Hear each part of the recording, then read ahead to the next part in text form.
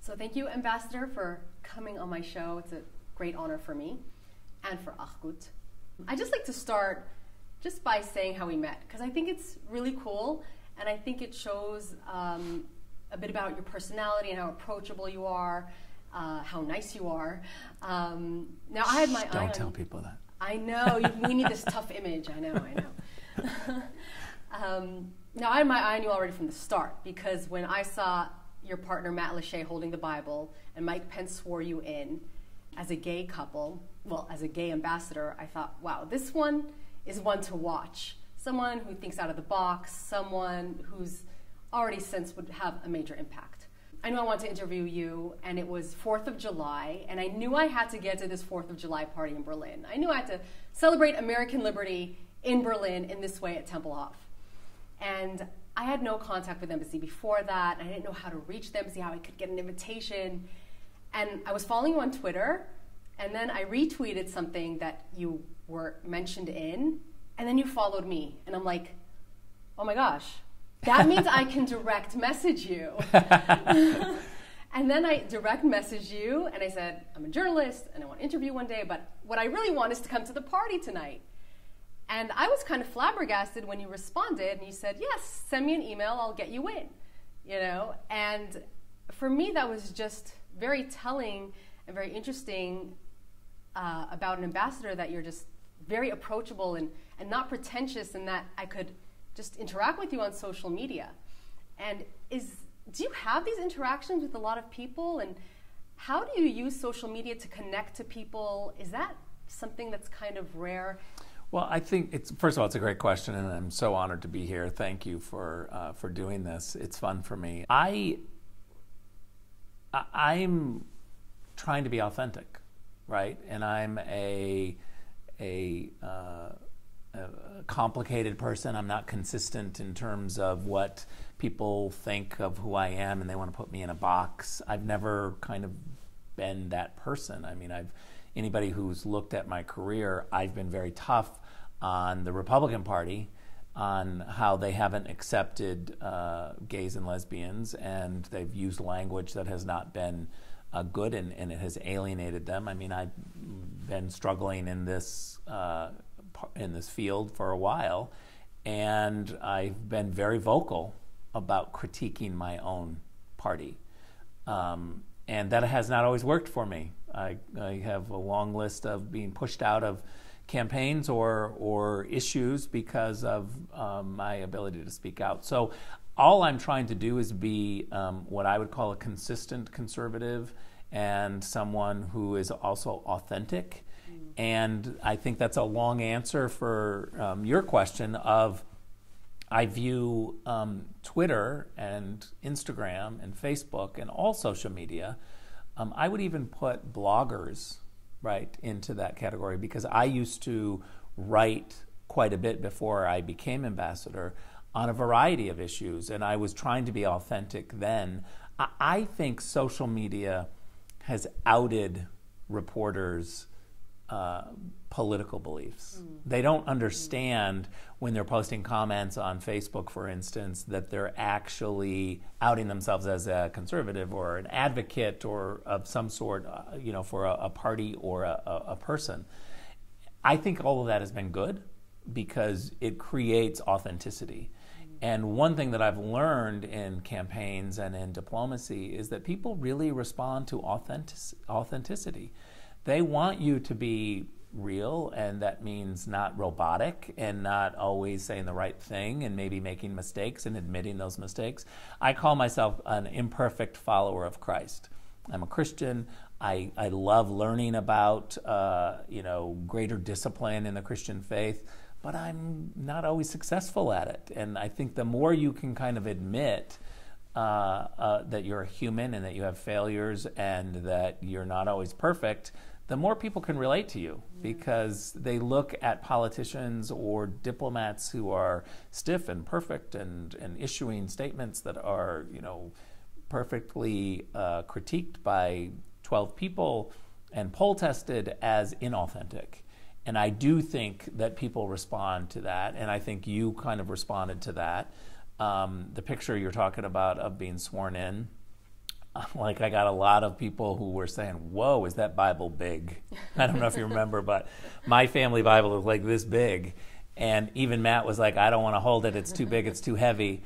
And so I went out and I was talking about, yes, it is a large Bible, because people were critiquing that and saying, you know, it's a family Bible, so I wanted to do it. Matt didn't want it. I mean, we had this whole debate about the Bible, but it was really my swearing in, but that was the thing that my family was joking about and talking about. So I even try to be authentic in those moments. And so with that, it's a long answer to say yes. I talk to people on social media as normal people. Now you're going to get a lot of people following you and trying to lure you to follow them. So you've been here almost a year, May 8th, which is my anniversary. Congratulations on your 1 year. I'm 3 years. Oh, 3 years, okay. You're 1 year.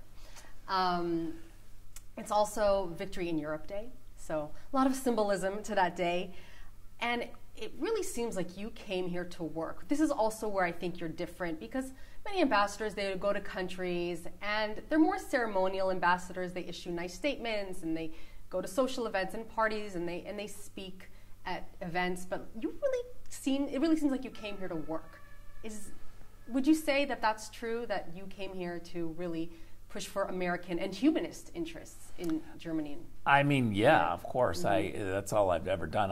When I started here, I told everybody at the embassy, I'm a staffer. I've written the memos. I've been the guy behind the scenes talking to the principal, and I have a heart of a staffer. I want to create a list, the to-do list, and I want to get things done. I am somebody who asked for this job after working on the campaign closely with President Trump. I wanted to be ambassador to Germany. One of the reasons why I asked for this job is because the Germans are really important to the American relationship. I spent 8 years at the UN. I saw how important the E3, the French, the British, and the Germans are to getting things done. If you walk into the UN General Assembly Hall and you're faced with 192, 193 plaques of countries, names of countries all around the world, it's pretty intimidating when you walk into that huge General Assembly Hall. But as an American, I think you are immediately overwhelmed with, whoa, I'm fighting for democracy, human rights, rule of law. Where are the Europeans, my friends? There are my allies. As an American, you know that your allies are the Europeans. And so I wanted to come strengthen the relationship, the transatlantic relationship between the U.S. and Germany. I do think it needed a little reforming. I think it needs to be strengthened through some changes. I think that we need to make our relationship stronger, and what that means is more defense spending, more shared burden of the burdens, sharing of the burdens, and I think that I wanted to work on those issues because I care about those issues, and I think that the Germans, as the largest economy in Europe, running the largest economy in Europe, are a great partner for the Americans, and if we can strengthen our relationship, make it better, confront the areas where we disagree, and try to move on, I think we're going to be able to confront the world problems that much more. So you've been here a year, but it seems like you've been here for at least as long as I've been here, because with everything you've done and all that you've accomplished, because you are a hard worker. I mean, we can count them. You've succeeded in combating terrorism here. You are pushing businesses to hold by the termination of the Iran deal. You also assisted in getting convicted terrorist Resmea Odeh out of here. You got that Nazi guard, helped to get that Nazi prison guard back to Germany. The list goes on. You've also forged relationships with different institutions and people here, but what would you consider one of your most important accomplishments looking back, things that you're most proud of? You know, I love the team here at the embassy, to be honest. I think they are really hardworking, and when I came here, we decided to put together kind of 6 points of a strategy 6 things that this entire embassy would work on.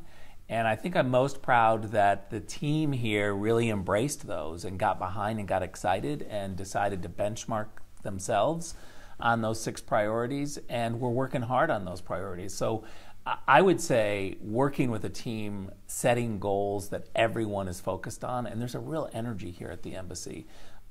Take, for instance, just NATO spending. We have talked long and hard, the Americans, about getting the Germans and the Europeans to increase NATO spending.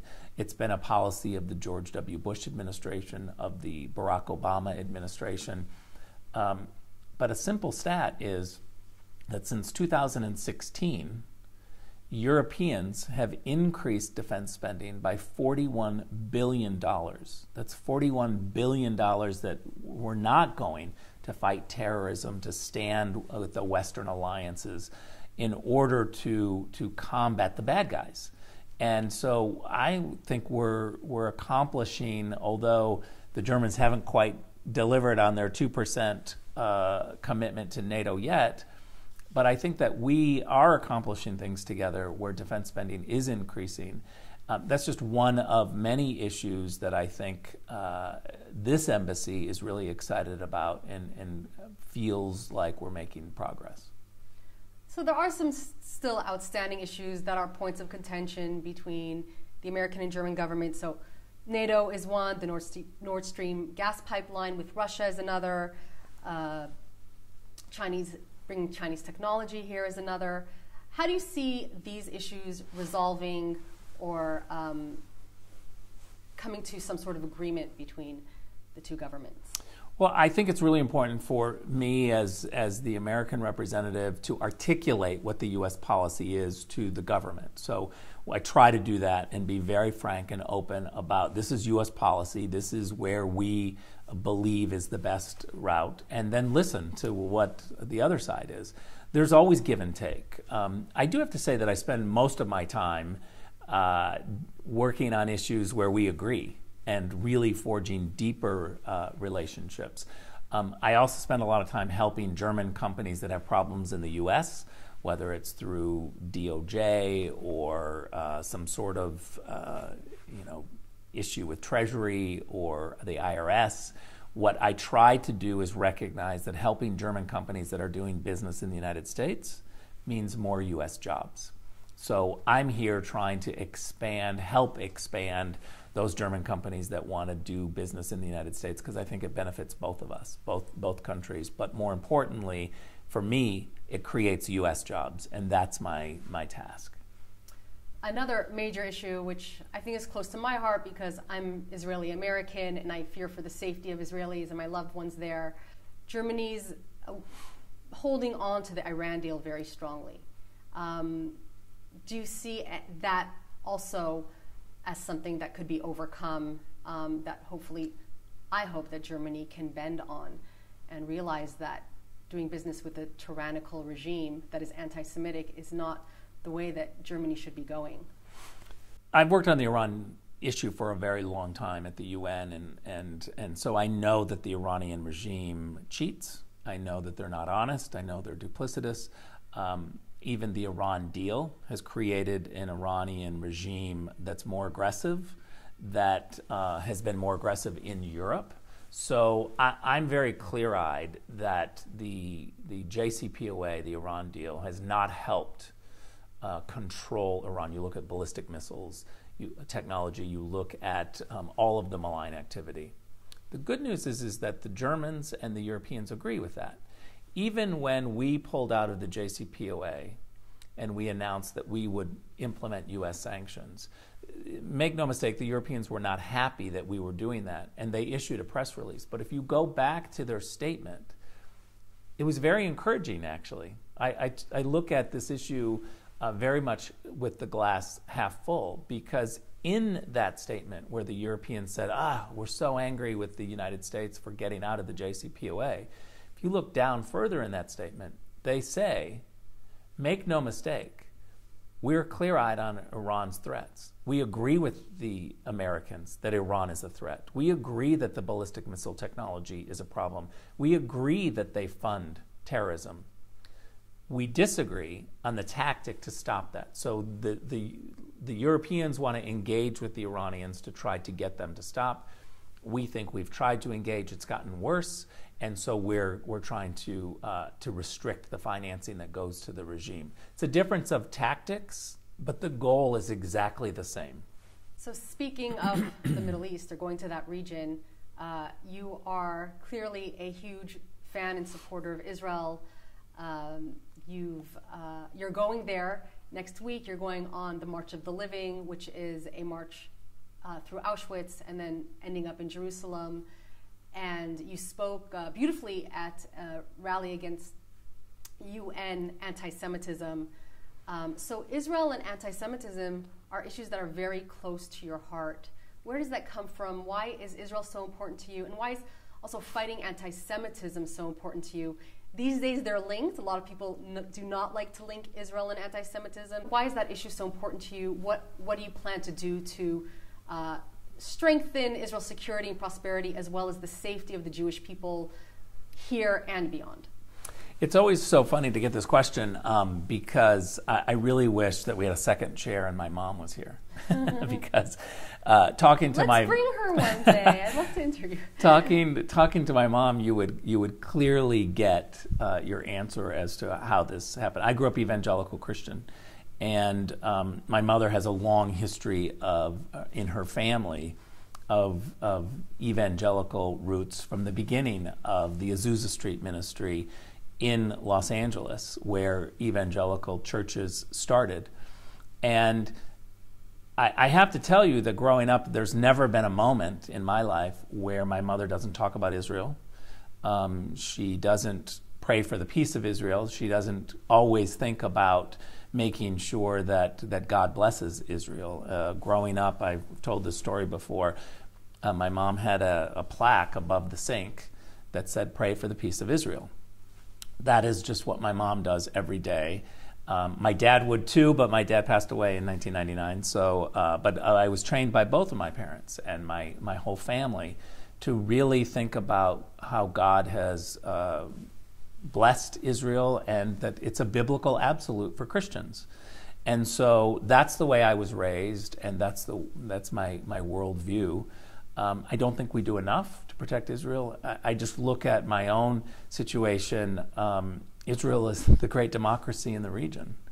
You look at what they do to support gays and lesbians compared to other countries in the region, and it's not even a question. The human rights commitment for Israel is unquestioned. And so I think it's an easy answer for me. It's an easy policy to support. I will gladly do it, and I will continue to do it. It doesn't seem like it's a special thing for me. It's innate. And the Jewish people, support for the Jewish people, I'm sure that's intertwined. Yeah, I mean, I think you just look at anti-Semitism and the growth, whether it's in Europe or in the United States, and it saddens me. And it's clear that we have a fight to do. It's a human problem, and we got to confront that. And I'm not satisfied with seeing an anti-Semitic act and just issuing a statement after the fact and condemning it. Yes, it's important. It should be widely and loudly condemned. But we got to do more to get to the root of the problem, which again is a human problem across the board. And what I think that we have to do is, as frustrating as it is, it's an education issue. And that takes time, but it also takes commitment, and it takes commitment now. Another issue, human rights issue that is important to you is gay rights. And I know that you have now launched a push to decriminalize homosexuality in countries where it's still criminalized. I think it's over 70 countries. Can you tell us why you did that and how that's going and what you see for that? I spent 8 years at the UN, and the UN has a UN Declaration of Human Rights. It's one of the standard basic documents that countries sign up for to uphold human rights, the basic Declaration of Human Rights. If you're going to be a member of the UN in good standing, you have to uphold this document. And so it's crazy for me to think that 71 countries criminalize homosexuality. That's in direct contradiction to the UN's own documents and standards. And so I think the UN has to do more to stand up for enforcing the declaration. And it saddens me when I get emails. This goes back to the social media question. I get emails or texts or direct messages every day, 7 to 10 a day, from gays and lesbians around the world who have been saying, I can't go out to a restaurant, I can't be myself, I'm totally hidden. It saddens me to think about that. I'm very lucky in the fact that I grew up in America, and I've lived in Chelsea and in Los Angeles, and other places too. But I've been living in some of the most tolerant places in the world, and it saddens me that we don't have a greater push to take the first step and decriminalize homosexuality around the world. And I think the Western countries, Western allies, should band together and insist that this happen. And do you see that happening? Look, it's a long road. I'm a positive person. I think it has to, because it doesn't make sense. It's not sustainable to have this law. So I'm very hopeful, and I see a ton of private support from religious people, from conservatives, from liberals. I think we have to move that private support into public support, and that's where we begin to make progress. I see the private support from foreign leaders, ambassadors, or other foreign officials who come from countries that are criminalizing homosexuality. There's a lot of those individuals who say to me, we shouldn't have this law, we're working to overturn it. That private support that I get needs to be public. And I think that's what we're trying to do, is this new push to get people to speak out and to show that the public support is there for those who are currently privately supporting us. So you've said you received a lot of support and private messages from people who suffer as homosexuals in their respective countries. But I also notice on social media you also interact a lot with cancer patients. And so it seems like that's also an important issue for you, where you want to empower people and embolden people to survive. I think, let's call it for what it is. I'm selfish in that I'm advocating for all the things that happen to me. But the reality is that we know the suffering when it is happening to you, and I think it becomes more personal, and so I don't think that's all a bad thing. But yeah, I had non-Hodgkin's lymphoma, stage 3B. Came on fast. It was quite scary. I thought this could be the end because it came on so fast. But I had an amazing team at the City of Hope, I can say, in Los Angeles, and an amazing doctor, Dr. Stephen Foreman, who just believed that he could, with my commitment, we could knock this out. So I went through 6 rounds of chemotherapy, which almost killed me. It completely changed my life in terms of the way I view living, the way I view waking up in the morning. And so my heart does break for those who are going through it, and the despair that you feel when you're going through chemotherapy because you don't know. And I know what it's like to not sleep the night before because you have a test tomorrow morning that's going to pull bone marrow from you to tell you whether or not the cancer has permeated into your bones.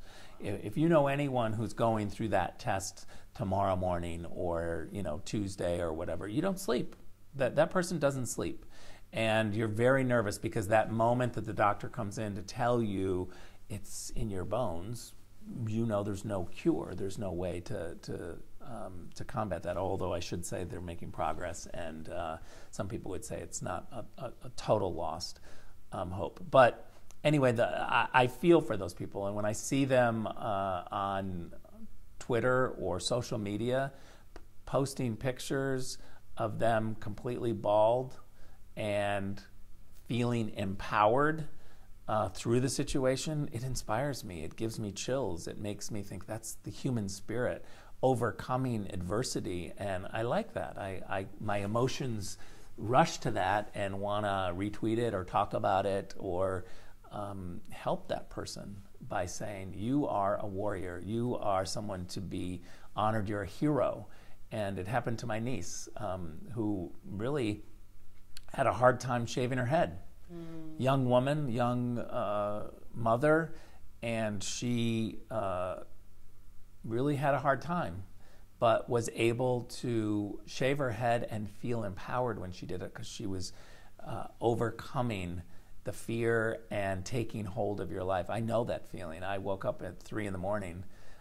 One morning, and I said, I can't sleep. It was weird. Your hair's falling out, and it hurts when it falls out, and it feels like bugs crawling, and I couldn't sleep any longer, and I got up at 3 a.m.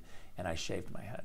And I got out of the shower after doing that, and I fell asleep, and I felt great. It looked terrible, but I felt great. Speaking of heroes now, you recently honored, and it was featured prominently in your social media feeds, you recently honored a German hero of yours, anti-Nazi dissident, Pastor Dietrich Bonhoeffer. And it's very clear from social media and what you do that the Holocaust plays a central role in your work, and it constantly influences you. Was that part of a draw to being in Germany? And how does the Holocaust influence your work here? I don't think it was a draw for me to come to Germany. I mean, certainly the lessons of World War II and how the Europeans respond to the Americans was probably a part of the criteria for me wanting to come to Germany. But I think just purely I'm an emotional person, and anyone who knows me, I cry a lot. I had a father who encouraged us to cry, and it was okay to show emotions. My dad would constantly tell me he was proud of me and kiss us and do all the things that I think you think fathers aren't supposed to do or get uncomfortable when fathers do. So encouraging us to be raw with our emotions and to share those is the way that I grew up. So I have brothers, we're all criers, and we all own it. And so I'm probably the most emotional when it comes to a movie or a commercial, which can get to me. I think because I throw myself into that situation. And so I'm affected by human suffering. It gets me. It's a way to kind of shake me. And I can't apologize for that. That's who I am. That's very much in contrast, I find, to German society, which tends to be restrained in their emotions. Or in my reputation that somehow I'm, tough and mean. I don't know how people come up with that, but maybe after they see this interview, they'll change their mind. So what can we expect for next year? So we have year one down. What's in store for us for next year in terms of policy, in terms of some issues that are important to you, in terms of building the relationship between Germany and the US, and also, even though you do work hard, you do get to travel and have some fun, so also fun. Well, I think what I'm looking most forward to is just continuing our work on our priority issues, representing the president, the American people. I love that, and so we're going to continue pushing on issues and continue finding ways that German companies and the German government need problem solved in the United States. It's really a two-way street. So, and I love to problem solve. I like to dig deep into issues. And so I'm looking forward to continuing those issues and finding new ones. I also want to do better on my German. I'm terrible at it. So that's a goal. But your partner Matt is doing well. He's great at it, but he's a superstar and can really do anything. I struggle with languages much more than what he does, so I'm wanting to do better in my German. And then I have to say Lola, my dog and my heart, trying to find ways that I can show her more of Germany too, and to spend more time with her. In this job, it's very difficult, and I've gone from being around her all the time to not being with her as much, and that's been difficult because she's given me so much in terms of emotional support when I was sick, and as you know, anyone who has a dog, they're incredibly loyal and they give you a lot. Every day you go home and they're just so excited that you're back. And so I won't have a dog, but I'll have a little baby in Berlin, so hopefully she'll be loyal. There's a difference. I can leave the dog by herself. That's true. You can't. It's true. But she likes it here. She's enjoying. Oh my gosh, yeah. She loves the Grunewald, and we have red squirrels in Dahlem. She's never seen red squirrels, and so she's chasing a lot of what she thinks is a creature that she's never seen.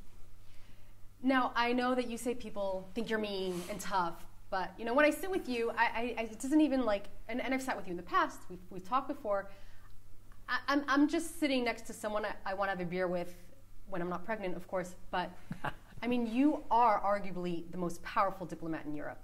Oh, you I don't know walk about that. the halls of power. I mean, people say Washington, D.C. is Hollywood for ugly people. Everyone has agenda. They're pushing elbows, backstabbing, whatever. Like, people want to get ahead and push their agenda. And yet, somehow, you keep your humility.